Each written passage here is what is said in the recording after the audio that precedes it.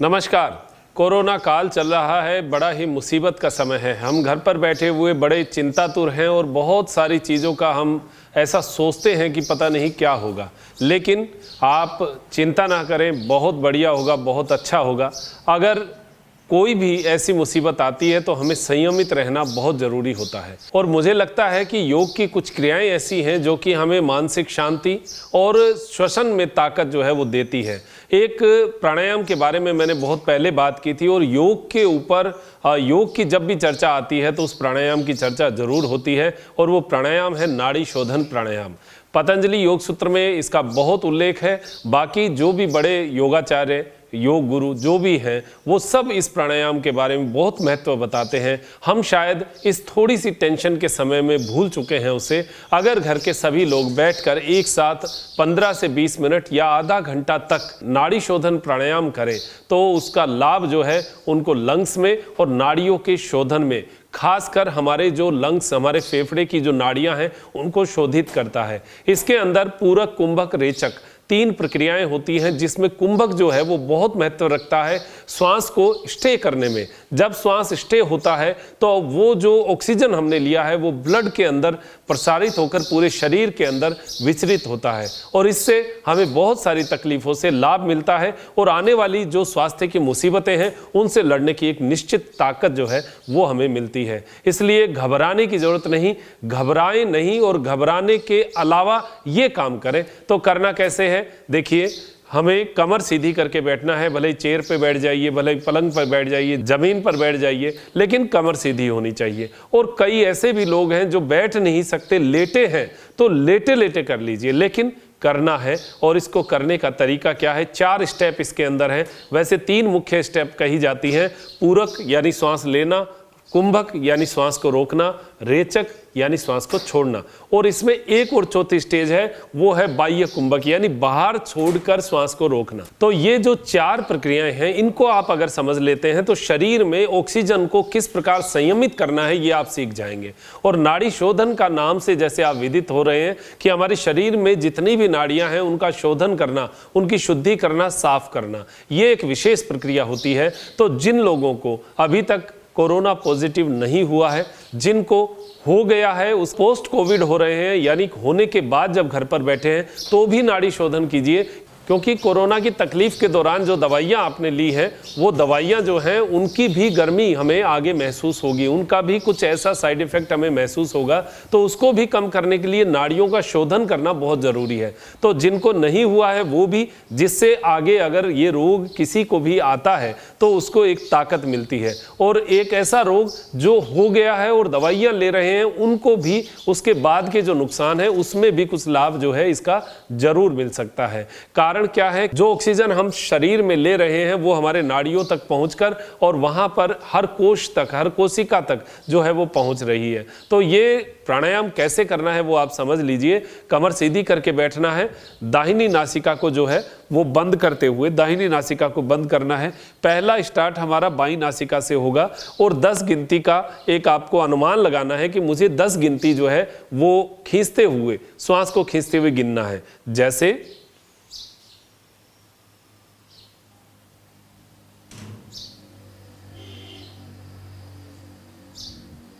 ये 10 गिनती तक आपने श्वास को खींच लिया, इसको कहते हैं पूरक। अब ये है कुंभक। कुंभक में दोनों नासिका को बंद करना है।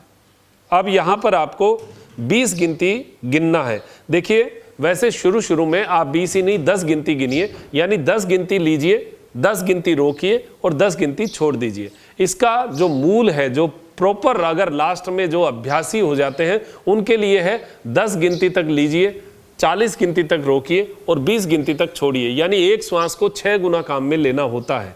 लेकिन उस अभ्यास तक आते आते थोड़ा समय आपको लगेगा। पहली बार आप इस प्रकार कीजिए कि 10 गिनती तक लीजिए, 10 तक रोकिए, 10 तक छोड़िए और फिर छोड़ने के बाद 10 तक रुकिए, फिर वापस 10 तक जो है वो वापस खींचिए। वो दूसरी नासिका से होगा। तो अब कैसे करना है, देखिए, बाईं नासिका से लिया,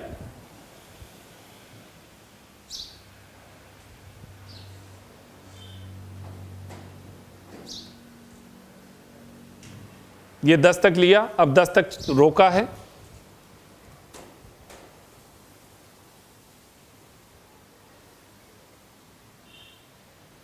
अब 10 तक छोड़ना है।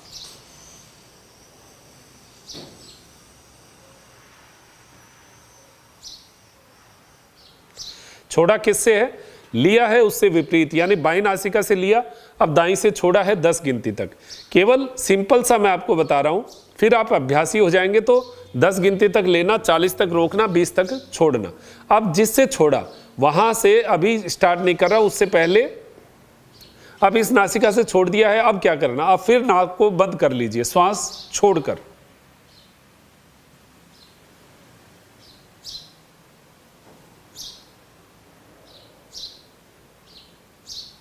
यानी ये बाह्य कुंभक हो गया, वो बीच वाला आंतरिक कुंभक था। अब पहले हमने बाईं नासिका से शुरू किया, अब दाहिनी से शुरू कीजिए।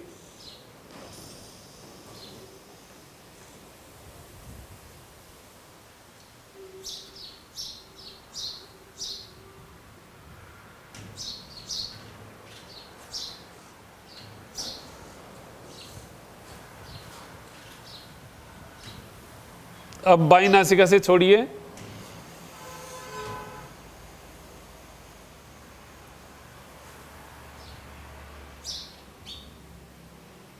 अब बाह्य यानी श्वास आपका बाहर है, अब फिर बंद कर लीजिए और रुकिए।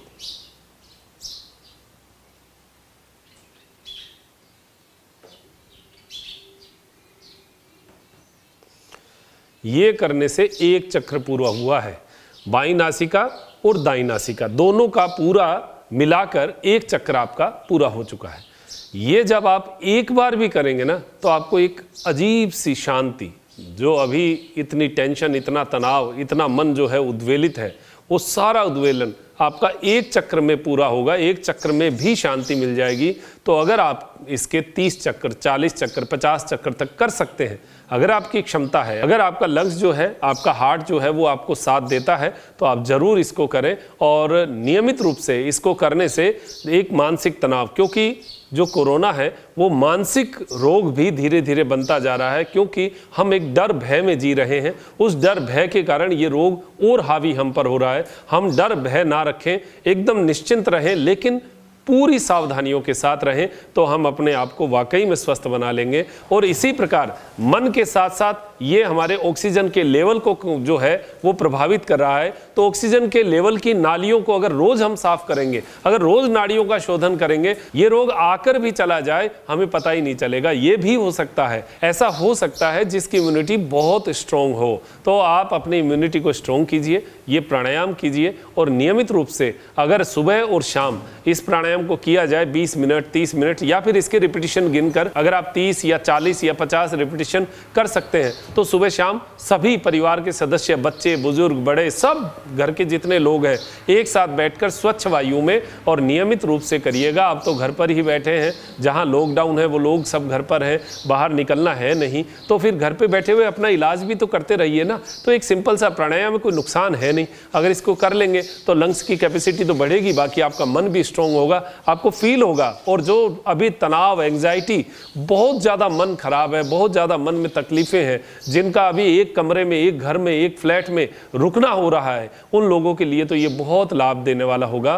तो नियमित रूप से करिएगा, अपने शरीर को, अपने जीवन को, अपने मन को स्वस्थ बनाइए। और जो बाहर से कुछ नेगेटिव वाइब्स आती हैं, उनको आप अपने अंदर घुसाने की कोशिश मत कीजिए, उसको आप ज़्यादा उसको दूर ही रखिए। अगर इस महामारी से कुछ ऐसा हो रहा है तो एक बार हमें नज़रअंदाज करना पड़ेगा, वरना हम अंदर से बहुत ज़्यादा जो है डर भय के अंदर जिएंगे। और डर भय इस रोग के लिए बहुत खराब है। अपने आप को मजबूत बनाइए, जीवन को स्वस्थ बनाइए, ऐसी अपेक्षा करता हूं। मैं डॉक्टर मनोज योगाचार्य लेता हूं इजाज़त। त्रिनेत्र टीवी के लिए त्रिनेत्र योग धाम से नमस्कार।